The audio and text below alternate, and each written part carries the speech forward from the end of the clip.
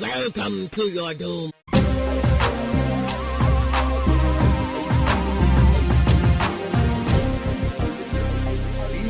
That's better. That's why you do this. All right. If you think Well, that's not going to work now. Man, you got 5 minutes. You got 5 minutes. You can figure it out on the fly. Ladies and gentlemen, we have no line. We're going lineless right now. We have a bit of an idea, and I'm going to put it all on Atul to figure this out. So, good luck, my friend. All right, here we go. This is the Welcome to Your Doom show. I'm Justin. My name is Atul, and You didn't even know we started? I didn't know we started. God I damn thought it. you were actually giving me 5 minutes. No, You were no, like, 5 while working we talk, minutes. while we talk. Right now. You have 5 minutes. You have to do 5 this. minutes until we All right, start. let's do it. All right. So, anywho, it's the two of us, and we've got a special guest star, my Hey. brother Mike. So, Mike, welcome to Your Doom show. Welcome That's to so the weird, the welcome. welcome. It's a double welcome. Yeah. Yeah, You're that's right. We're very, very hospitable. That's what we are. Canadians. Yeah, that's right. That's right. Canadians, How's it right? going, man? Pretty good. Happy to be here. Yeah, I like the shirt. Oh, Aspen, yeah. where the beer flows like wine. California. Wow. Oh I didn't my actually. God. I just took that for a normal like Aspen like tourist shirt. And Mike then I just looked loves up- Aspen. Yeah, it's like just like Aspen. I'm like, I did not read the writing on the shirt. If you're listening to this, Mike's got it's kind of like a beer label. It looks like a beer label. Could be, yeah. It looks label-y, but it says Aspen, California, where the beer flows like wine. It's a play on Dumb and Dumber. If you don't know, you should. Best movie ever. Best movie ever. Hands down. Let's check out that Rotten Tomatoes score and see if we can I'm actually curious now. Dumb and Dumber. All right, Rotten- over under 75. Under. Under. Oh, 100%. Oh, I'm Really? I'm taking Yeah. the over. I would have taken the I'm over. taking the No, over on no. that. Hold on. Under. Okay, now over under on 80. I'm taking the over. Taking the over. I'll take the under. Wow, you were shooting bullish for on stars. this movie. Yeah. Let's see what we got. I don't know. Uh-oh. Mike's doing something weird. Uh-oh. Stop it. It's got this weird staticky sound. There we go. Ah. It's still there. Jesus! He wins. Yeah, Damn it. totally. 67. Do you have? Fuck Do you you, guys Rotten understand Tomatoes. the social order in this world? Apparently You not. guys do not. No. You didn't listen to my last episode, man. I was Come there. on. I mean, Yeah. you were there. I'm I was good pointing. optimist. I'm I didn't pointing. Because that is not. You look at that movie. I can judge it for how much I enjoyed it, but I could also judge it on behalf of the world. This is horseshit. And it's lower than This is wrong. 75% for 100 sure. my bad. Critics' consensus: a relentlessly stupid comedy elevated by its main actors. Fuck you, it's stupid. It's a brilliant film. Wait, we got an 84 for the... That's the audience The score. audience score is the one that matters. That's the real market. Oh, is Fuck it the these- real market? Yeah, Come on now. I Come don't on trust now. these Any critics. Joe Schmo comes out and like comments on it. It could be bots. It could be anything. Sign out multiple accounts. Come on, guys. I don't know, these critic scores, I don't trust in them. They got deals under the Little table. deals. Yeah, they're yeah. getting paid off. Yeah, I mean, the last time we took a payoff for Alien Covenant, you didn't take the money. No, I didn't take it. I took it. I took the I was money. like, Alien get Covenant's back. amazing. Get out of here, Ridley Scott. I don't want none of this. That's right. That's right. Awful movie. So, man, what have you been seeing lately? What have you been doing? Like, what's the deal? Like, have you seen anything you liked? Have you like read anything you liked? I'm really bad when it comes to reading. Like, I've only read like just a handful of comics. All my comic book knowledge just comes from... Oh, okay. Yeah. All right. But you do like the animated films, which is what we're doing Love the today. animated films. Oh, like But, the DCU animated. Yeah, So yeah. So what's your history there? Like, have you seen every one that's come out? Or within the last few years, probably. no way, Yeah. crazy. Because I haven't even seen them all. I was gonna say, I think yeah. you've seen more than me. I haven't seen the Suicide Squad one you saw Hell to Pay. recently. Did you watch Hell to Pay? Yeah, I liked it. I liked it too. There's some crazy shit in that movie where I was just like, yeah, it's like very grindhousey. Yeah. Like, yeah. Did you see Flashpoint Paradox? Yes. Okay, yeah. Yeah. Yeah. So what was the last one that came out? Was Hell to Pay the one out before this? I think Before so. Superman Doomsday? I think at least that's the only one I can think of that came out before this. Yeah, and then the one, what did I see that I liked? There was Justice League Dark. That also. Oh, I came liked out that. I fairly like that one recently. too. Yeah, I like that one too.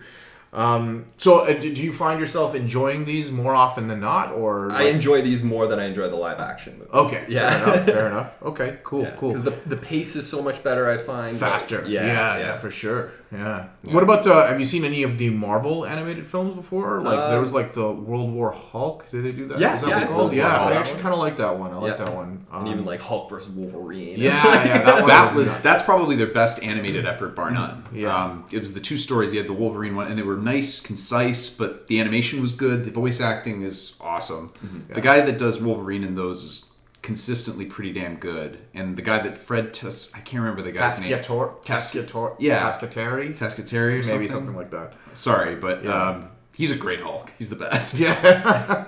And one other that I've seen recently, Batman Ninja. Oh, I haven't seen that yet. Is it? You have to see it. I heard it's just crazy. Yeah, Like, completely it's off just- the wall. yeah. Like just Yeah, a lot of fun. I'm pretty excited about that one. That one looks pretty. I was laughing. Yeah. Often. That's awesome. That is awesome. Yeah. Is Bane a sumo wrestler in that? Yeah, he has Yeah. Oh, that's so good. Amazing. It's pretty great. I'm Bane. Yes, that's my name. That's right.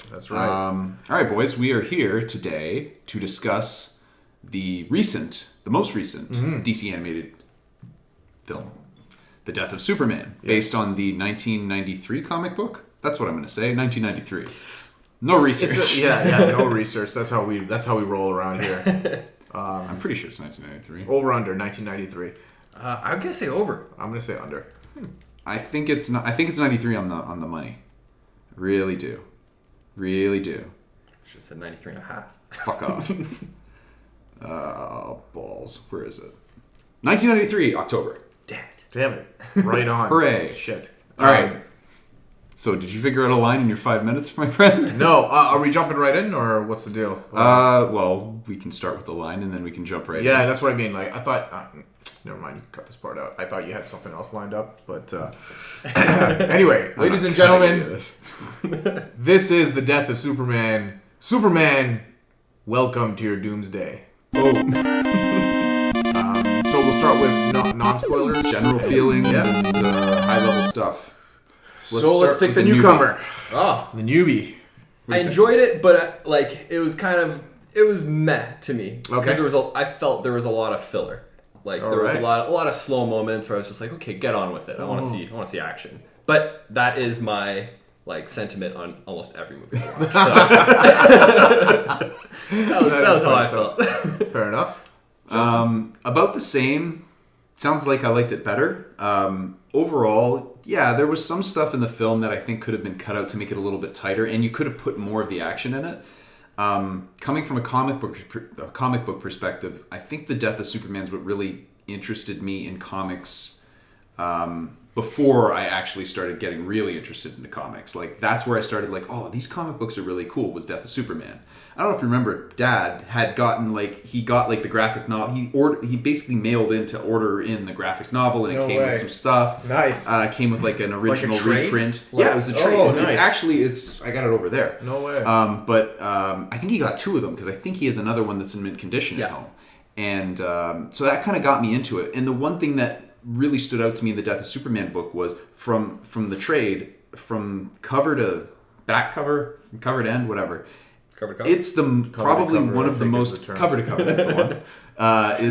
Probably one of the most action-packed comics I've ever read. Oh yeah. From the very beginning to the end right. is just one drag-out brawl. It's awesome. That's right. And this film. That's 80 minutes long. You don't see Doomsday doesn't even hit Earth until 20 minutes in. Yep. So you're already a quarter into the film, and it's just a bunch of kind of lead up to it. But that being said, the action in it is phenomenal. Yeah, I thought that there's a couple of fight scenes in particular that just blew me away. Yeah. In fact, not only did they blow me away, they did it better than what was in the comic book originally, just from an action standpoint. Maybe that's easier because it's animated or not, but when you're imagining some of the panels and how it plays out, and then you're watching the film, some of the stuff the film does is actually better. Yeah, I agree. I mean, general thoughts, I liked it. I think I liked it more than you did. I actually liked the fact that it wasn't wall-to-wall action. I think that's something that some of the DC animated films falls into that trap where there's a lot of action, and not enough not enough to ground it.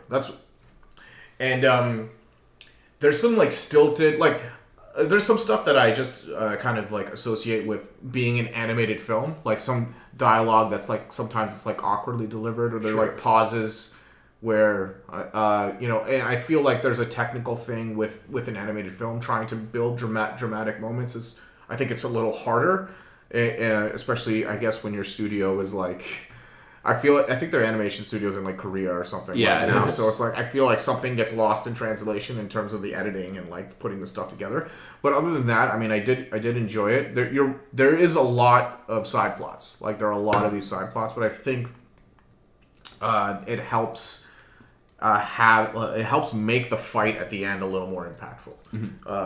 In my opinion, I think the animation, like some of the choreography. So about the action, some of the choreography. I think all of the DC films have great choreographed action. In particular, this one I feel was insane. There's when Doomsday takes on the members of the League, and when he takes on Superman, I think like everything is different. Like for each leaguer, it's different, and they've managed to sort of make that each leaguer who I mean. I don't think this is a spoiler. Everyone gets their ass slapped around in this movie, right? But they all get slapped around differently. He deals with them in different ways, right? So, and he's kind of fucking scary. Which I think they did a good job of making him just like a terrifying like force of nature. They did a good job. One thing I missed, again, this is referencing the comic book, but there were a lot of good moments that they pulled from it. I don't know if you remember, he had his arm tied behind his back for half the book, and he was destroying the Justice League. Right, yeah. And they had comments as like, this dude did all of that with his arm tied behind his back. Yeah. That would have been interesting to see. Or at least it would have been kind of a cool moment. Not necessary, but something that would have been interesting. How's his arm tied behind his back in the book? It's the suit. He's actually in like this weird straitjacket when he comes to. It's like he's actually on Earth already. He's like at the center of the Earth. Yeah, that's right. I remember that. Yeah. He's already there. So in the books, like that green suit he's wearing is actually like a restraint. He's actually wrapped in it, and as he breaks out a little bit, but that's one of the distinctive things about the Death of Superman comic, in my opinion, is that he looks one way at the beginning, and slowly throughout the entire trade, the suit is ripping away, revealing what he actually looks like underneath, which I think was a really great method, like a great reveal, because it's scary to see like this guy, he doesn't look like this, and underneath you see like little bits. And in this movie, they played on that. They showed his eyes a lot, and like you didn't see the rest of him until like later, and slowly the suit is getting destroyed as he's fighting all of these heroes, and then you see him like the way he's meant to be seen at the end, and it's And you mentioned scary. There were a lot of cool moments in this that like would have been pulled directly from like a horror film. The way that they played up kind of Doomsday's reveal, and like some of the rampage moments, like that was actually really cool. Like there's a scene in like a forest that was played up exactly like it would have been like out of like a Friday the 13th film. Yeah. I was surprised to see that. I was surprised to see that. It was a good way to do it. Yeah. Any more thoughts in the non-spoiler category? The voice acting was all pretty solid. What'd you think of the voice acting? Yeah, I thought it was pretty good. Yeah, it was pretty good. Jerry O'Connell's... I don't know if this is his first attempt at Superman. No, I think he's been Superman for this series of films that were like post-Flashpoint. Yeah. Anytime Superman's on screen and has that design, I think it's Jerry O'Connell the whole time. I was wondering that as I was watching it, because there was... It doesn't sound like him though, eh? Like, no. I have this like... That's why I... But he's much older now. Like, I haven't really seen him in a lot, but... True. I think it was Cyborg's voice at one time. I was like, wait, do I recognize this voice? I thought I recognized it. It felt new to me. Yeah, I thought I recognized his voice as well. But what did you think of the animation? Oh, I like this kind of style of animation. They've been using it a lot with these. There's like a bit of an anime feel to it. Yeah, minus definitely. like the faces, I guess. The faces don't look like that, but... Yeah, definitely. And yes, he started as Clark Kent in Throne of Atlantis. And then was there for Teen Titans and Justice League Dark. What about War? Who was Superman in Justice League War? I do not know, but I can he's not tell listed. You that in a second. Okay, no, that's fine. Whenever look it up. But what do you guys think of this design of Superman? His look. black symbol on the back on the cape. Yeah, it's different. All the way up to here. Neck, yeah. That's the thing that bugs me is the neck. I don't know why. Like there's something about the neck thing. I'm just I got attached to the Man of Steel look where you could see some of Henry Cavill's hair. Like his chest hair peeking out from the bottom. Yeah. I'm like, there's a man. That's a Superman. All right? Man. Yeah, that's right. But with the neck thing, not a chance. You can't see shit. Yeah, the tights and stuff. Everything else is fine. Like, it's the new 52 design. No trunks on the outside. How do you feel about the no trunks? Didn't notice it. Didn't notice it. Yeah. It doesn't matter. That's right, yeah. It doesn't matter. I mean, anything else? Like... I think we pretty much covered it. I think we both enjoyed. All three of us enjoyed it at like a certain level. I think Mike, you're on like in terms of the scale, you're toward the. You're probably you liked it the least. I liked it the least, but not to say I didn't like it. Yeah, right, I had a great time watching it. So while we were talking, I was looking up who played Superman during war. The only reason I'm mentioning it is because I'm kind of blown away. Alan Tudyk. He played fucking Superman. I did not know that. No way. That guy. He's...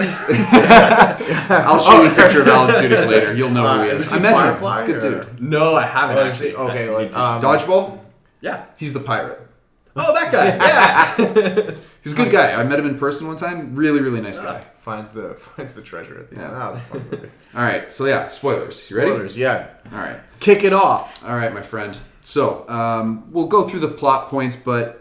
as we see points that go in the middle, just interject. Mm-hmm. So the film basically opens up with Superman taking down Inter-Yang. They got these crazy mech suits and they're trying to abduct the mayor. It's a pretty quick scene, just kind of establishes, I guess, Metropolis is Superman City. People are in love with him. Yeah. The mayor's super happy that he did. And there's this really good gag about like the Flash being called in and being the janitor. Yeah. That shit. And that's a good example of these movies getting the... I think getting that sort of family aspect of like the friends and family aspect of the Justice League, like, but also a good delivery, like for a punchline that works. Whereas I feel like later I'd have to watch it again to get more examples. There's some of them like they were funny, but like there was like it was almost like awkwardly delivered sometimes. Like the delivery is a little stilted. I think it's kind of how it came together. I don't think the voice acting is bad. It's just maybe the way it's edited. But this one just worked so well for me. I was dying. I thought it was really funny. To jump around the plot, because I mean it's relevant to what you just said, is there's that scene when they're at the, I don't know, where the Hall of Justice we'll call it, or the satellite or whatever. Yeah. That was probably not including the action, that was my favorite scene of the film. Yeah. By far. Like seeing the League interact with each other, there's comedy, there's a family aspect to it. Like I like that. Like that's the kind of stuff. There's stuff in this film that I didn't feel like needed to be there. That's the kind of stuff that would have made a bigger impact to me than, for instance, focusing any time on Lex Luthor. Sure. But having Superman be that attached to essentially his superhero family, that really grounds things. Mike's like, boring! Somebody hit someone! Well, so like at the beginning there was that scene when this guy kept coming up throughout the movie. The like Bibbo, yeah. The bar owner guy? Yeah, the bar owner. Yeah, couldn't stand that. I was like, remove that whole part of it, just... save a little bit of time there. And I think you're right. I think the Bibbo stuff comes really kind of out of left field for this. And Bibbo is not a character that people would know. Yeah. And Bibbo he has this relationship with Superman in the comics. So they tried to bring it, because but the death of Superman, he's also like part of that, what happens. Not a massive part, but similar to what he is. He kind of, I guess he was sort of used as a reflection of how the city is feeling. Mm-hmm. Like they're trying to make the Superman's death just to be like, focus on someone who knew him that's not super powered, so they can like convey what the city feels like, what kind of loss it is. Right. But you're right. I think that for me, I'm like, it's Bibbo, cool. And for anybody watching, I'm like, who the fuck is this guy? It felt very forced. They're just kind of like, hey, you should care about this guy. It's like, if you want to get like establishment from or not establishment, but like a feel from the city after he dies, that's all done in the funeral easily. I think. Yeah, you can show what he means to the city through just the funeral alone. But you need, I feel like you need someone who's not a main character of the story. Like they have the kid like on the bridge, and we'll get to that later. They need to have something that connects like the feeling of the city, like the average Joe, not the person, not like a Jimmy Olsen or like a Lois Lane or like the other heroes. It's like, what does the city itself feel like? I think I can kind of get on board. Like I think Bibbo is kind of out of nowhere. Yeah, I think you could have established that even with just like a quick scene of him taking a selfie with somebody. Or that's something right. Like that, That's true. Yeah. That's true. And they do that. Yeah, there are Bibbo. With Bibbo. Yeah. But then there are other scenes that kind of establish like Superman's the love of Superman in the city of Metropolis. That's because everybody's like, hey, Superman, while him and Lois Lane are walking around. Like if I was Lois, I'd be like, hey, I'm talking to you. Yeah.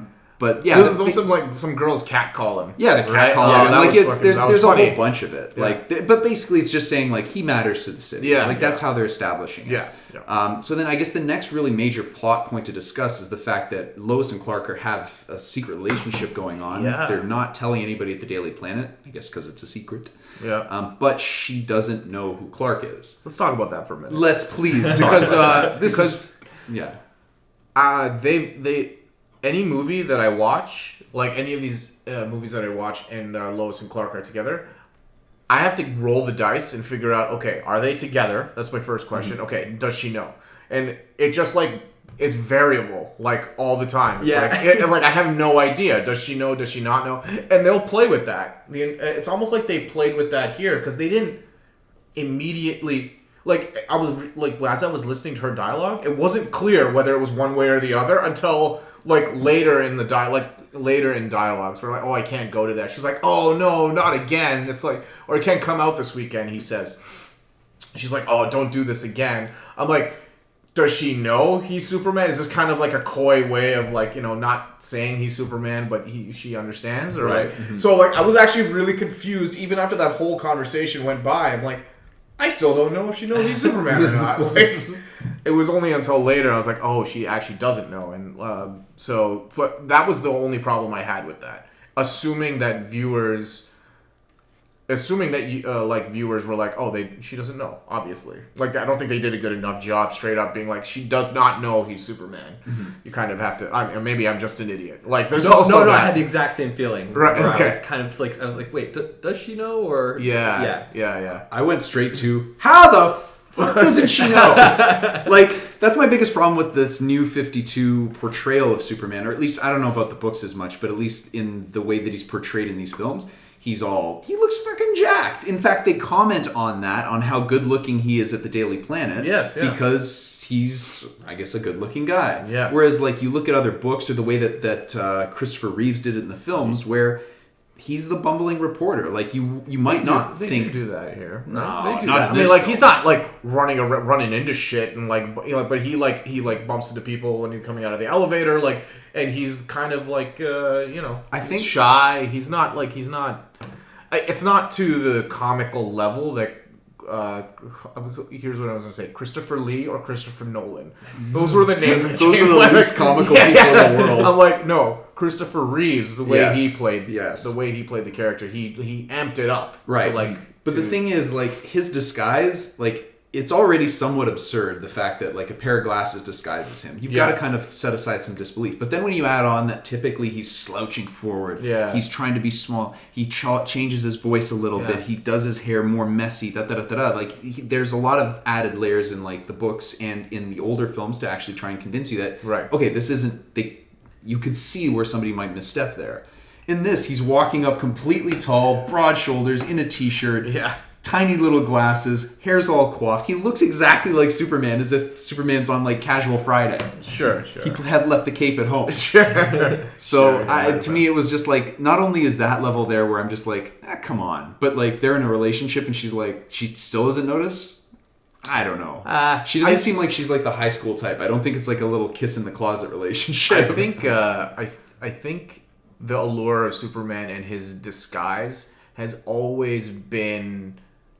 It's always been ridiculous. Like, it's always been ridiculous. But I think people have embraced the fact that it is ridiculous, but that's kind of, like, endearing. Like, an endearing thing about the characters that they're so... Like, this guy could never be Superman, so you would never make the connection, even though he looks just like him. Like, and there's something, like, unspoken about that the ability for someone to make the connection. And it's been so long that those arguments, I'm like, I get why you're saying that, but like in my mind, I'm like, I basically got over that like 30 years ago. I think with Superman Birthright screwed me up on that because they had a bunch of really good panels about like just disguising himself. Yeah, he's in plain light. It's amazing. Yeah, like they're like panels. You can never wear a t-shirt. I can see your abs through your t-shirt.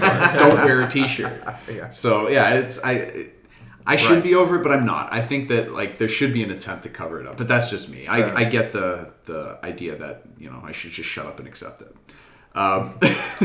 So basically, like the fact that she doesn't know is Clark's biggest thing. Is he's trying to figure out whether or not, or at least the first half of the film is his biggest problem, is trying to figure out whether he should or shouldn't let her in. Yep. He loves her. He's convinced that this is the woman he wants to be with.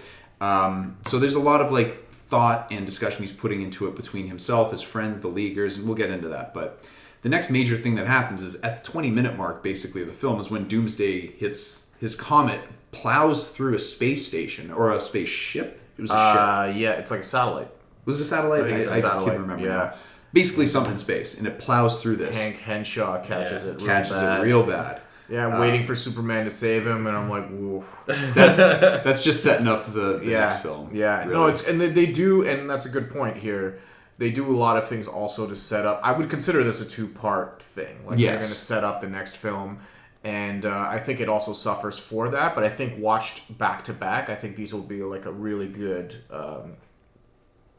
So was this 80 minutes? Yeah, it'll be a good like 2 hour, 245-minute like movie where things will pay off. Mm-hmm. So coming back to your point, Mike, like about the filler. It's like there is. It is not just emotional filler. It's not like just that. It's like setting up stuff that they don't cash out on. True. Yeah. Yeah. And like that's. I can see that being annoying. Yeah. Like I mildly know about Hank Henshaw, the cyborg Superman. Yeah. And spoiler for the next movie, I guess. But So you knew who Hank Henshaw was. Mm-hmm. They have a couple of other references, like John Henry Irons. is also there. He's Steel. And the Eradicator's pretty much there too through the video. The holographic video. The glasses. They kept those crazy 90s glasses on. Oh, so cool. And Superboy, the clone. They showed the clone in the lab. They set up all of those. Was any of that like weird to you, or you're like, what the fuck is going on? Like, what is this? No, because I kind of had some knowledge of these people going in. All right. I wonder, if somebody completely fresh. Yeah, it would be. Yeah. I think that they set it up and like they're cryptic. They're cryptic on purpose about it, so maybe they didn't feel like they needed to really explain it a lot, but I can see someone coming in to be like, oh, what's that? So either it's, oh, what's that? Oh, there's another movie coming out, I'll watch that. Or what's that? I don't know what the fuck's going on. Like, not accepting the fact that there's something else coming out, it'll be explained later. Right. Anyway, sorry, go ahead. So no, I mean, basically to the point is they shoehorned in all these other Supermen. The only one that I felt like they did a really good job with was Henshaw. That was a really touching moment where he's like, Superman's going to save me. He's coming. He's definitely coming. And it's just like, oh, shit. Yeah, he's going to be pretty pissed off. Yeah. It was a good moment. I liked their introduction of... I actually liked their introduction of everyone. I thought it was... So who wrote this film? It's not Tom King. It's not James Tynion. It's the guy who wrote Green Lantern Corps. I remember walking out of this movie being like, oh, it was tightly written. I actually thought the opposite of you, whereas like I think they included just enough of the moving pieces to set up the next film and give it emotional resonance. But there is that results in some things that aren't clear to a new person. But the guy who wrote it, what's his name? Tomasi. Pete Tomasi. So this guy, he did like his epic run on Green Lantern Corps when they came back out. Amazing writer, and that doesn't surprise me. Like. He put with the Flashpoint Paradox, where they put just the right amount of story. There's a lot to tell there, but they put in just the right hints, dropping it into the world building that you're like, oh, I got enough of that to understand that. That's a good point. I thought they did the same thing here, but I can understand why you might not feel that way. I thought they went a little too far with the Lois and Clark thing. Yeah. I don't know. It didn't take very long for me to be like, okay, I get it. Right, fair enough. I actually take back what I said about the shoehorning, because they didn't focus on either of those characters too much. And as somebody that isn't as knowledgeable about this story as you, I, or all three of us are, me seeing John Henry Irons and like, yeah, I get why you shoehorn that in, but like somebody else, that is a pretty light introduction. It wasn't. They didn't go over the top with it, so yeah, that's right. It makes sense. I take back what I said. That's right. I concede. All right. All right. Let's keep it moving. So basically, like the next thing is it basically that goes into that the Justice League table scene, which I didn't notice in the earlier films, but like Martian Manhunter's design is really interesting. It is. It's a little different. Yeah, it's very different. Like gangly and like lanky and stuff. Yeah, he's very thin. Yeah, he's got like I liked it. I liked it too. Yeah, I liked his voice. The voice actor they got for him. I don't know who it was, but I enjoyed that, and the banter around who's getting married. Flash was getting married, and everyone was talking. Did you hear? What's his name? Nathan Fillion plays Hal Jordan, and off camera, I feel like off camera, he not off camera, like as they're walking away, he's like got his arm around. It's like, oh, what are we doing for like I don't know what he says, like bachelor party, whatever. He's like, all right, Barry. Some things you shouldn't do fast, and that's like that's what he says at the end. Like, some things you shouldn't do quickly, and it just like the scene ends, and I'm like, oh, that was funny, like or like kind of like a throwaway line, and it wasn't even in the center speaker, like the center channel for the dialogue. It was like it was off to the, like the left channel for the dialogue, so it was obviously meant to be like kind of a throwaway thing, but it was funny. So those scenes like really established the team as a family. And the scenes with Wonder Woman and Superman I thought were pretty good because they're in this thing. I think they've been in a relationship. They had, right? yeah. That was his earliest relationship. Yeah, and so it was an interesting dynamic to be like, oh, like he's talking about Lois and they've been together. So it's like, you bring in some of that like drama. Yeah. It does sort of spice things up and make things a little more like relatable. Yeah, I guess. Agreed. Yeah. But, do you have a problem with that scene, or you were? No, I like it. Looked the good, table right? Scene? Yeah, the table scene. So. Yeah, the table scene was good. At the very end, when he was just sitting there, like, I was like, okay, yeah, that's move on. right. Yeah. So that's kind of what I mean. Like a lot of these moments that if they just cut it a little sooner. Mm-hmm. Right? What does he say? He says something about Batman, right? What does he say to him? He says something funny about Batman, and then like it lingers on, and Batman's just staring at him, and like he's just like, oh god, yeah. He's like slowly. It's like.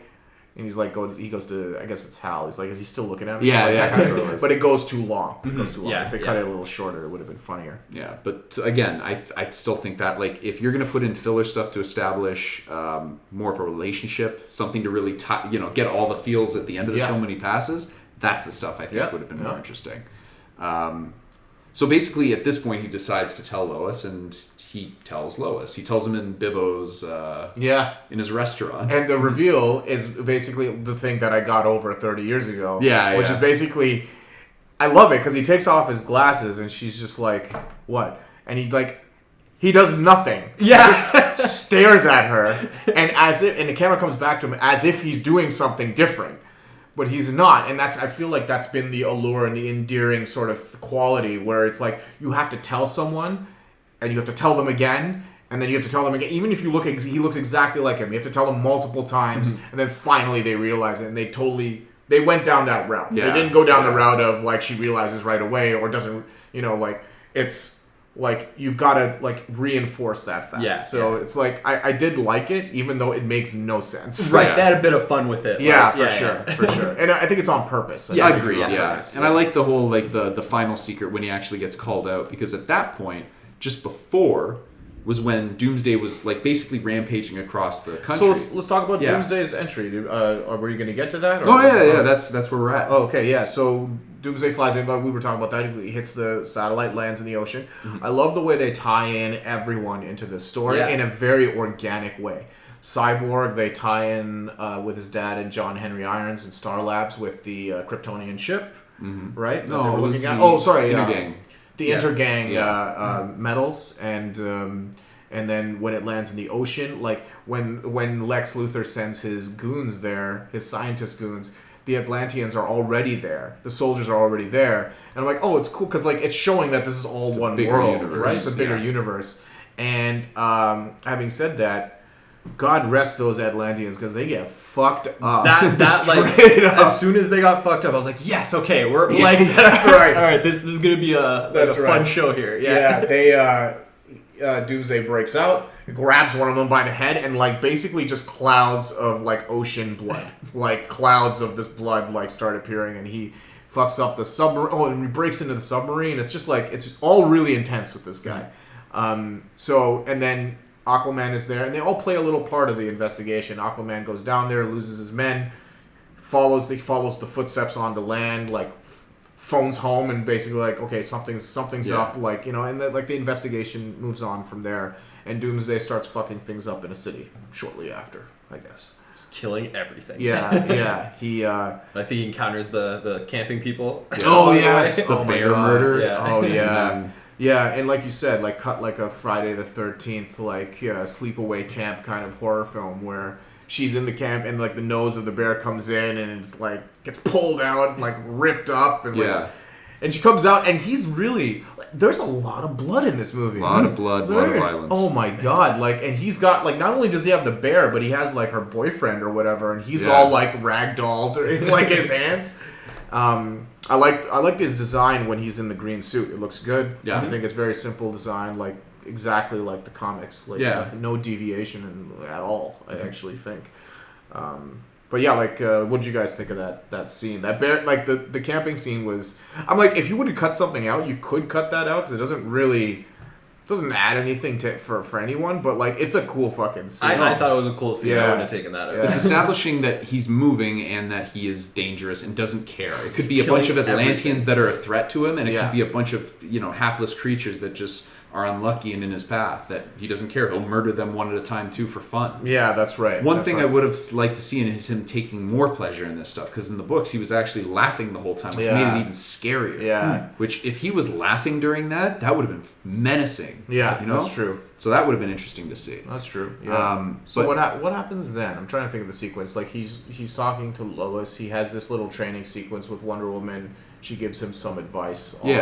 Oh, she has this great line where they're talking and I think they bring up, she brings up the fact that like when they were dating, blah blah blah, and she says something really like, I guess, I don't know, like awkward or whatever, and he's just kind of like, okay, and she's like, oh, like, here's a towel, grab a towel, you're sweating, and he's like, I don't sweat. She's like, not on the outside. Throws a towel in his face. Yeah. I was like, so there's like a lot of good like these character moments, this dialogue where it's like, oh, I get what she means, and there's like just enough of it for you to like dig underneath the surface, like a little bit, Right.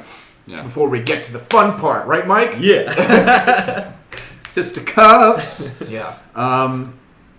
So yeah, at this point, like the League goes in. At this point, Aquaman's investigated, said he's on a path this way. Yep. He's already he being Doomsday's seen the bright lights of Metropolis is going that way, and then the League says, all right, we're going to go out to stop him. I think they tell Superman, like, yeah, we don't need you yet. Yeah. And then they go and they just get completely dumb. So let's talk about the first dummying. These cops.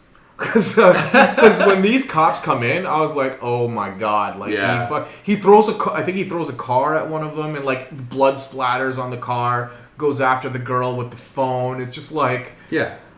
And she says the line, she's like, he's killing everyone. Like, holy shit. Like, they didn't hold back at all. Yeah. And as she's about to kill someone, I don't know who it was, but like, Hawkman shows up. So they've got, Hawkman comes in with his nth metal, like, mace, starts, like, gets a couple of good whacks in him, but then he gets fucking punched in the face repeatedly.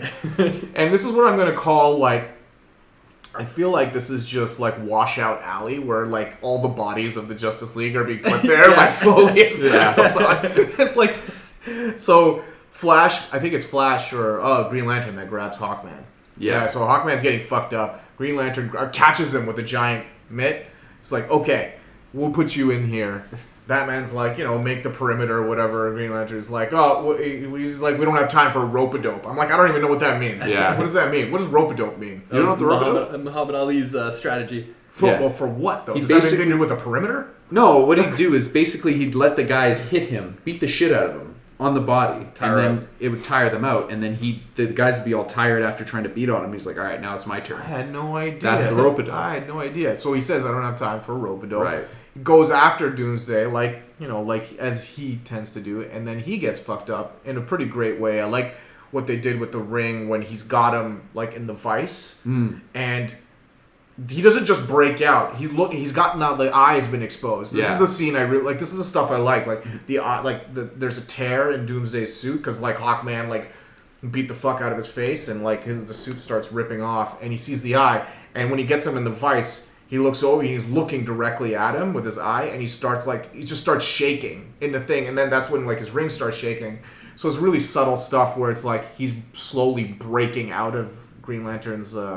The vice thing, I really like that stuff. Like so it's not just like boom, he breaks out and fucks him up. It's like these moments where he sees him looking at him and he starts shaking slowly and like breaks out of the thing and connecting Green Lantern's constructs to his own health. It's like when he shatters the glass, he's knocked out. Yeah. Like so, like they do this thing where they connect Lantern's like constructs with his own sort of like well-being. So it's like when he's breaking out of the thing, like he can't. Like, he's feeling it. When he's getting the beat down on the glass that he puts out, he's feeling it. Like, so I like that stuff. So then the Lantern gets beat, and Flash shows up, grabs Lantern, puts him right beside Hawkman. It's like, you guys can be hurt and maimed together as long as you're not alone. And Flash picks up Hawkman's nth metal mace. I like that scene. That was awesome. Cool. Yeah. He stopped him by breaking his leg, I think. He hit him or something. Yeah, he's like you could see him looking around with his eyes, like he's noticing some kind of pattern, and then like I think he just he breaks his legs or like clotheslines him or something like that. But he grabs his mace, and so anyway, I'd like to note. I know I'm talking a lot, but I'd like to note that after getting pummeled in the face by Hawkman and the Flash with an nth metal mace, pummeled. His mask doesn't really rip. Yeah. Batman shows up, throws 3 little bombs on his face, it blows up, and his mask just comes off. Yeah. And I'm like, this Batman porn has really got to stop. It's like, it's too much. But he's Batman. Yeah, exactly. Exactly. So like, he takes these guys out, no problem, and now he's chasing Batman across roofs. I'm like, come on. Like, how long... Look! I love me some Batman. Okay, don't get me wrong. I love me some. But when he throws a couple little bombs and they go, pew, pew, pew, and then like the suit rips off after getting smashed in the face with like nth metal, and the suit doesn't rip off. I'm like, guys, this is just jerking Batman off. Like, why are we doing this? Listen, if you want him to dodge him and like throw the bombs, that's fine. But why does it's like? You know why? Because Hawkman doesn't sell nearly as well as Batman does. That's the problem. DC's like, we need to make his bombs work. The mace, it's okay, but the bombs, that's what we need. And like the suit rips off. I'm like, fuck you. Come on. Just slow jerking all the Bat fans, like, oh yeah,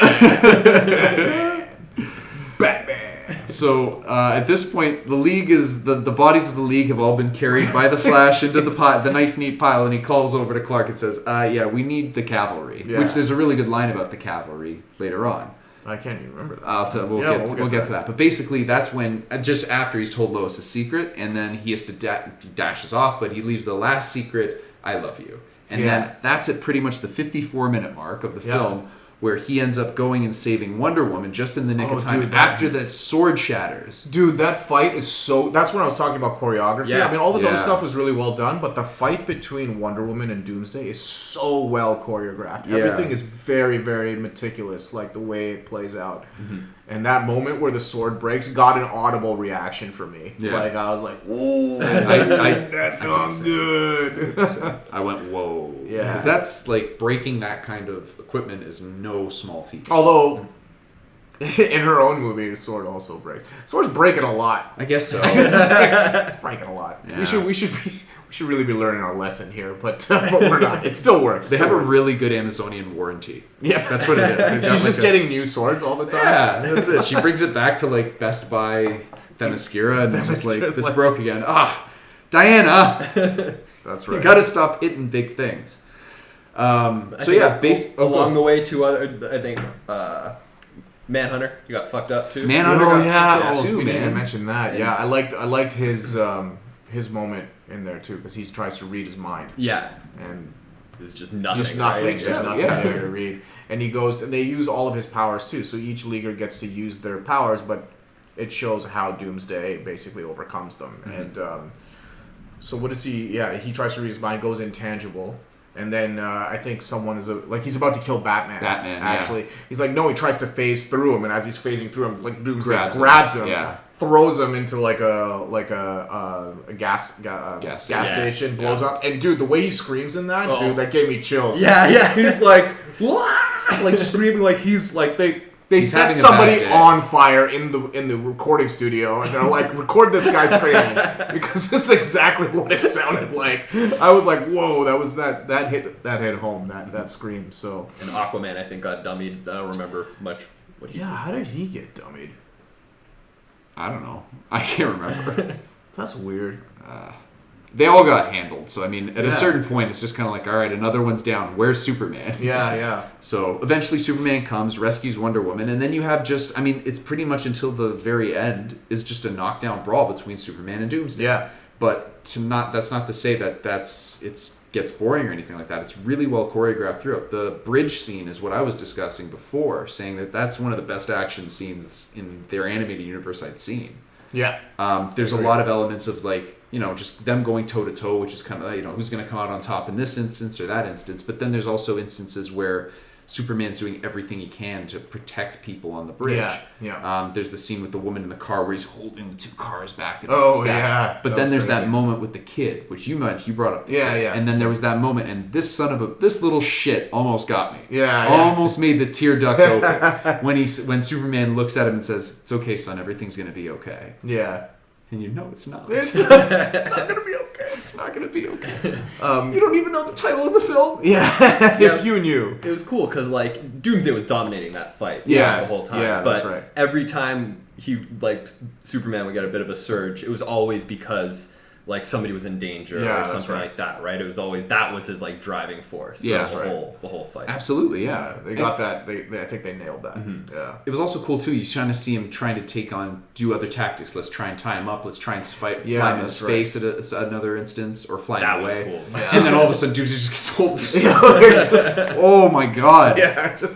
Yeah, the sound editing in this was they got a lot of slamming effects. Yeah, a lot of face slamming going on. Even with Wonder Woman on the floor, he gets on top of her, she starts boom. It was almost and I'm like, how long? Yeah, how long is this scene gonna last? I swear it's 6 punches. Yeah, he gets in, and I'm like, oh my god, it's like his super move from Injustice, where he the super move is he grabs the guy and punches him into the ground, but he's punching him through the earth. Yeah. So and then it zooms out on the earth, and you see Doomsday and this guy punch into the core of the earth into lava, and then he goes and he punches him back. And I'm like, this is exactly what's happening in here. So good. But basically, the fight goes on. Superman goes down a couple of times, and the first time he really goes down, he gets help from none other than Mr. Lex Luthor. Yes. With his big war armor. That's right. Yeah. Which doesn't last very long. But gives kind him of a cool some cover. scene. Yeah, it gives him some cover. Oh, his line to Lex Luthor was perfect. Yes. Was absolutely perfect. But that's the only contribution that Lex Luthor put into this film, in my opinion. He was a complete waste, and he didn't need to be there. That's, in terms of the film having too much filler in it, every scene he was in it didn't need to be there.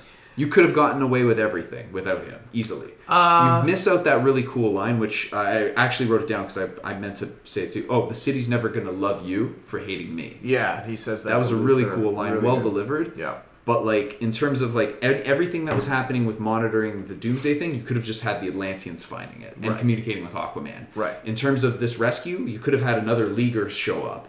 Or you didn't have to do that at all. Superman just gets up again. He just keeps on fighting. Right. Even the establishing shot of Superboy in his lab, you didn't need that either. In fact, you didn't even need that at all. You could have just had a LexCorp thing. Everybody knows who Lex Luthor is. So if you just have Superboy escaping from a LexCorp lab, you're good. Yeah, I think it may be something that's setting up an upcoming plot line, the Superboy thing, where like it's setting up Luthor as been like trying to undermine Superman at every step, and like his reaction to his death is also important, right? As well as the cities. So, like he's probably like arguably is probably more interesting than everybody else, right? Because of his relationship with Superman. So I can see why they introduced that. I agree, and I thought his voice acting was really weird. It's Rainn Wilson. Yeah, I didn't like it. Didn't like his. Who's that? Rainn Wilson from God, is he from The Office. Glasses. I forgot. Dwight. Dwight. Yeah. Dwight, yes. And it was a very it's a very odd take on his voice, very nasally. It was like an Eisenberg kind of thing. You know, the problem is that Clancy Brown is completely... He's just a boss. He's the best. The guy Clancy Brown's the guy that did it in the Superman animated series, the Justice League animated series. Yeah. He's the Kurgan in, what's it called? Highlander. Kurgan. That's right, the Kurgan. Yeah. His voice acting's the best. Yeah, I love that guy. There's not a lot of people that can do better Luthor than him, but you know, I get it. He in my mind, he's probably the weakest part of this movie. Okay. We didn't even talk about like Ma and Pa Kent, the dinner they have with Lois. Oh yeah. I mean I like that moment, but their presence there and what happens at the end of the film is actually important. We'll get to that in a minute, but there's a good payoff for that for them being there. At this point, basically Lex helps, gets dummied, Superman comes, saves him, then he gets dummied. Yes. I keep saying dummied. He gets beaten down, and he's down for the count at this point. And then that's when Lois comes in, throws a rock at Doomsday, gets his attention. That was crazy. Yeah, she comes in and like throws the rock, and I'm like, oh, that's just crazy. Yeah, I mean, it's her doing anything she can in, you know, whatever capacity she can do it in. And it's like a suicide, like it's clear, it's a suicide run from her standpoint. She knows that like she's not going to survive. And that's when she's got the note. Yeah, she has the note that says like that, you know, Clark actually does in fact love her, and gives him this last burst of strength to save her as Doomsday's walking up to her to basically dummy her. Yeah. And that last moment, I was like, "Oh, that was crazy! That blew my mind." And that's an instance of that was genuinely done better than they did it in the comic book. So in the book, they have the moment in the book, but it happens earlier where they run at each other and they punch each other in the face. The double punch. Yeah, the double punch, and it like blows out all the glass and blows out all of the. It's raining really hard. Yeah, sorry if you're hearing some sounds in the mic. It's raining like crazy here in Toronto. I'm just taking a piss on the table. Thanks for that. I gotta clean this up. So they had that double punch moment and like blows out. I'm like, they did that early. Like I thought that's how it was gonna end. Yeah. But instead they had this punch. He punches Doomsday in the chin, but like it spins double his whole punch. It was like it's a double punch. Yeah, but it spins his whole head around like an owl. Yeah. I was like, oh my god! It's in slow motion too. Like they did a good job. I was just like, ooh. Yeah, they got him good. And then at the same time, he managed to stick him with his sticker, which is his big sticker. Yeah, which is I think right from Batman vs Superman. I don't even know if he does that. He doesn't. I think he does it in the original. The comic. double punch was just a powerful moment in the book that everybody really resonates with. But is that not the end? No, there's actually he kind of gives him a Polish hammer. Oh yeah, the Polish hammer. If you've ever seen the, I can't remember the wrestler's name, but the Polish hammer. He gives him this big thing, and then Doomsday uppercuts him right in the jaw, and that was the final. That's killing blow on both of their sides. But he doesn't get stabbed. He doesn't impale him, no. Mm-hmm. That I think that's from Superman. Batman versus Superman. Absolutely. Because he gets stabbed, which is like not a bad thing. He like, sticks him right in the abdomen there. Well, Doomsday was like evolving kind of throughout the. Yes. Oh, that's the other thing. Yeah, that's right. Which did that happen in the book? Not really, but it is something. It is a component in the character they add on later. Basically, he's the origin of Doomsday. And I'll keep this short, but basically, the origin of Doomsday. I think he was originally a Kryptonian, or based on Kryptonian DNA, but they kept on rebreeding him over and over. They'd send this baby, they'd grow this baby, they'd throw him out into an environment that it can't survive in, and it would immediately die. Mm-hmm. But then the scientists would go, scrape up whatever's left, make another baby from that, and keep on making it evolve and evolve to a point where it is literally unkillable. So after Superman kills him, he's going to come back to life and you can't kill him the same way Stronger again. neck. Stronger neck. Yeah. And that's essentially how that character is. So it's a constantly evolving thing to be unkillable. Yeah. In this, they had it evolving with the bone spurs and stuff like that, which is essentially what they did also in Batman vs. Superman. I think that's something from there. And it's not a bad thing. It's probably one of the better ideas from Batman vs. Superman, which I think was lacking in great ideas in general. But yeah, he does like his spikes are growing and stuff. And laser eyes came out of nowhere. Yeah, that came out of nowhere. Yeah, it was an interesting little thing. That's also from Batman vs. Superman. Yeah, basically they're establishing it's some sort of Kryptonian. Yeah, I think they're doing. There's a payoff later because I think what's going to happen is they're going to release the fact that this is a Kryptonian being, and that's going to be part of the redemption factor. Like, I feel like that's going to be released to the public. Maybe they'll hate Superman and then get over it by the end of the, something like that. Yeah, but like, I feel like it's going to be, because the Eradicator is a part of the story who is Kryptonian, so he's going to know about it. Like, there's going to be something. But you're right.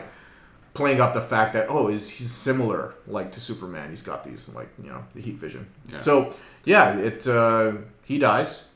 And then the last maybe 10 minutes of the movie are the reactions to his death. Reactions, the funeral, and then a bunch of stingers for the future reign of Superman. Yeah, during the credits. Yeah, during the credits. Yeah. And the one moment that resonated with me a lot was like Ma and Pa can't come to the funeral. Yeah. And they're basically try to get in, and the cop is like, whoa, what are you doing? Like, you can't go in there. Like, it's for, whatever, friends and family and whatever. Mm-hmm. And they have to sit it out. Yeah, they have to sit it out. It's like a really kind of like sad moment. It pissed me off, and here's why. You'd think that somebody in the league would be like, Ma, Pa, Kent, listen, we're sorry. We're going to be doing the funeral thing. Here's your pass. Here's your pass. Nobody gave them a pass. It's like, they might want to come. That's right. Like, Batman, pick up the fucking phone. Yeah, that's right. Speaking of Batman, there's a really good shot with him and Damian in Wayne Manor, just staring out the window. And Damian actually goes and gives him a hug. Yeah, he knows how upset he was. Yeah. I thought that was a nice shot that they inserted for sure. That was a good moment. But yeah, the Ma and Pa Kent thing, that was my biggest gripe. I was like, nobody thought, like, maybe they'd want to be here. Yeah. Come on. That's true. It shows, actually, the scene with Bibbo on the dock, I was like, just because I read about that character and understand that, like, it kind of, like, got to me as well. But I understand that you don't know who he is. Yeah, I didn't have a clue. I was like, this freaking restaurant owner keeps wasting my time. That's right. Well, I'm trying to think of what else. Then you have the stingers, like during the credits, with Steel, like smashing the hammer, making the suit. The resurrection and the body disappearing, but I don't even think that's Superman. I think that's actually the Eradicator. Yeah, and they don't hint at Henshaw at all. Yes, they do. What do they do with they Henshaw? There's one more stinger at the end where Henshaw is actually flying at the camera. Oh, I missed that. I'll show you guys. Yeah, it's just basically Cyborg Superman flying at the camera. No, that's his stinger. way. It's like right at the very end. Oh, I had no idea. Yeah, I'll show it to you on YouTube after. Oh, that's crazy. I didn't see that. But yeah, so and it's not subtle. All the other ones are kind of subtle. This one's like Superman. Like.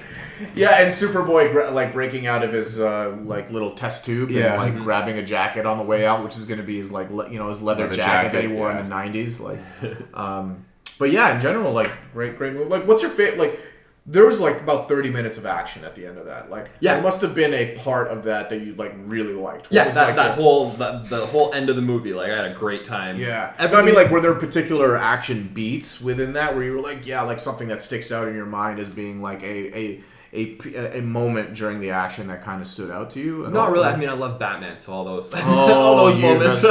He's one of the guys jerking slow jerk. Bat jerk. It's like, Batman's bomb. Yeah, he's gonna figure this out.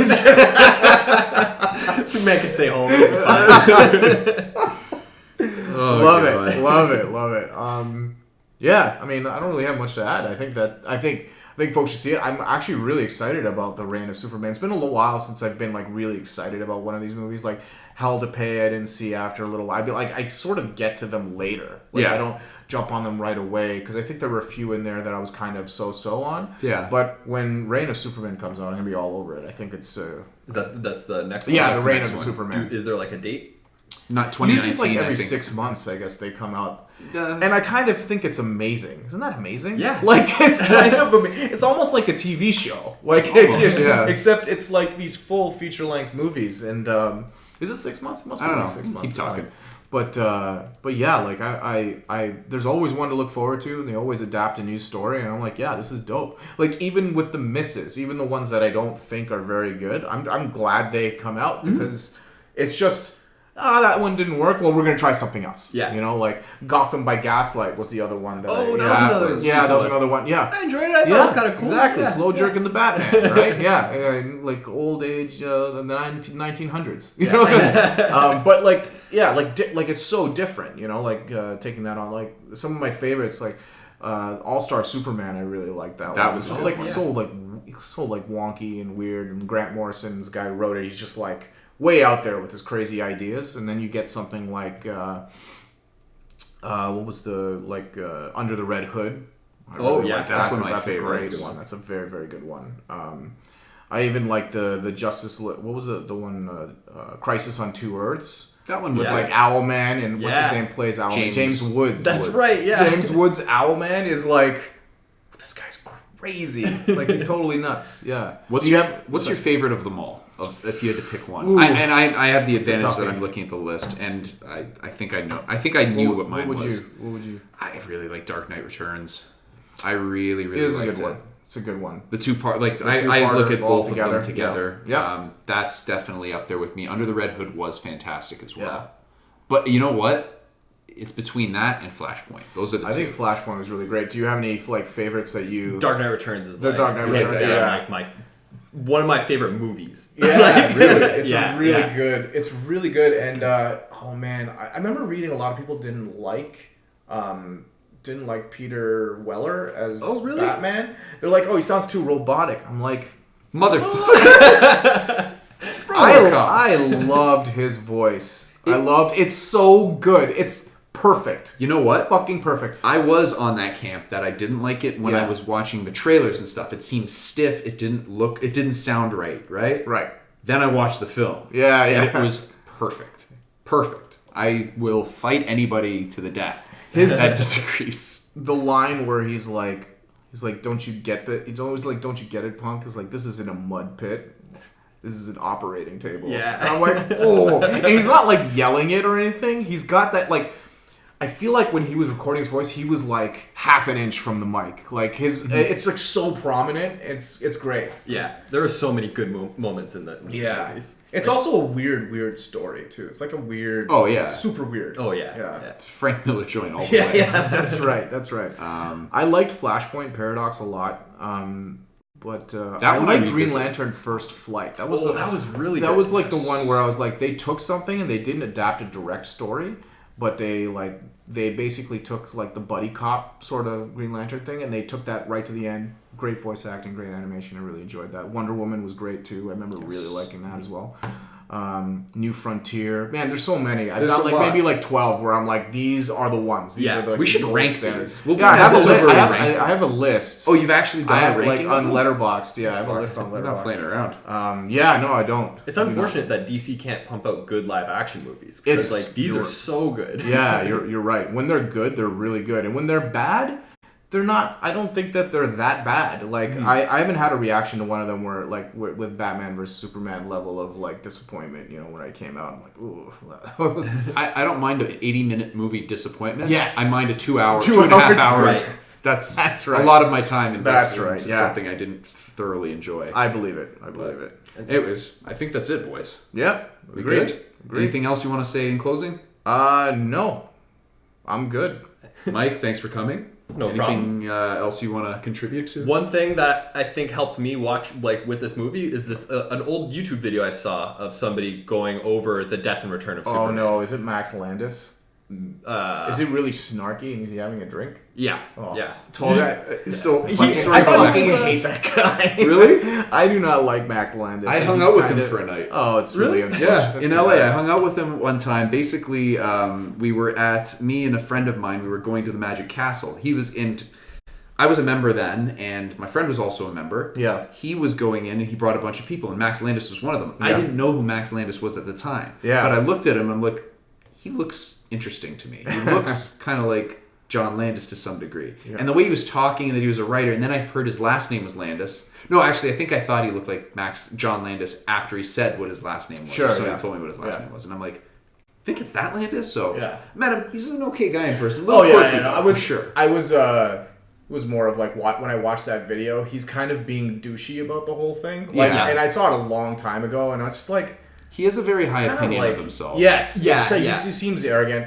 I'm sure he's a nice guy. He is But a like, very nice guy. I based all of my judgment on that video. It's like, Yeah. ah. I thought it was a good video though. It was kind of fun. It broke it down and It does break it down. And pretty does good he? way. Does he do? Like, I swear I read somewhere he does a reenactment with like all of his friends. Oh, or yeah. something like Yeah, that. Yeah, there's a It's whole like a bunch of little small film. clips. Yeah. Oh no, I saw him literally just sitting there talking about it, like Oh no! like with a glass of There's a more scotch complete or one where it's whatever. him, like, it'll cut out to people acting out Oh. and doing, like, the drunk I should watch history that. kind of thing. Oh, okay, where, like, yeah, it's yeah. his voice, but they're miming it. Yeah. Oh, that's interesting. Yeah. Yeah. Well, that's it. I think. All right. All right. Thanks again, guys. That's Thanks again for listening to me not be able to talk. Peace out, folks. Cheers. Bye. Was that?